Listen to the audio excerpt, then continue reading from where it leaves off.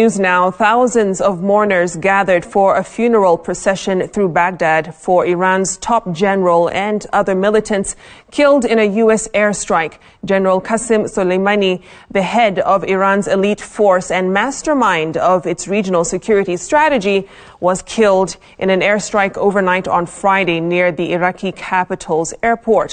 While U.S. President Donald Trump says he ordered the strike to prevent a conflict, Iran has vowed harsh retaliation, raising fears of an all-out war.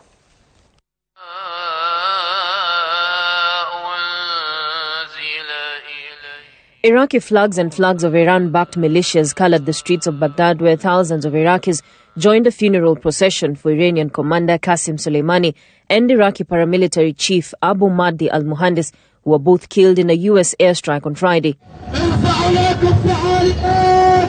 The killing of Soleimani comes after months of rising tensions between the U.S. and Iran, stemming from Trump's decision to withdraw from the 2015 nuclear deal and restore crippling sanctions.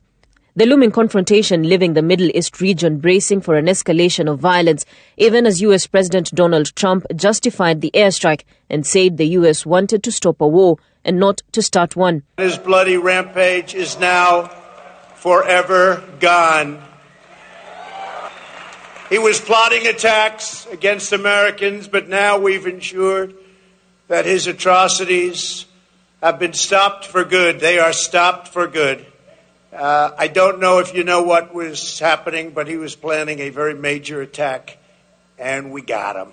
In all, 10 people, 5 Iraqis and 5 Iranians, were killed in Friday morning's U.S. strike on their motorcade just outside Baghdad airport. The bodies of the Iranians are, however, set to be flown on Saturday evening to Iran, which has declared 3 days of mourning for Soleimani.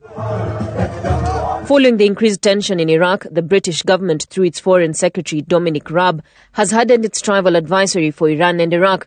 In a statement, Raab mentioned that given the heightened tensions in the region, the Foreign Office has advised people not to travel to Iraq, with the exception of the Kurdistan region of Iraq, and to consider carefully whether it's essential to travel to Iran.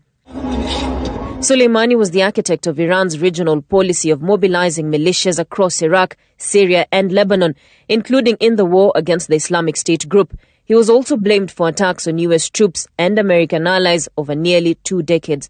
Raquel Mugai, Citizen TV. All right, and news just in on that same story. According to AFP news agency, 2 rockets hit an Iraq base where U.S. troops have been deployed. That was according to security sources in Iraq. Again, AFP news agency saying 2 rockets hit Iraq base where U.S. troops were deployed. I will be giving you more updates on that when we get more details.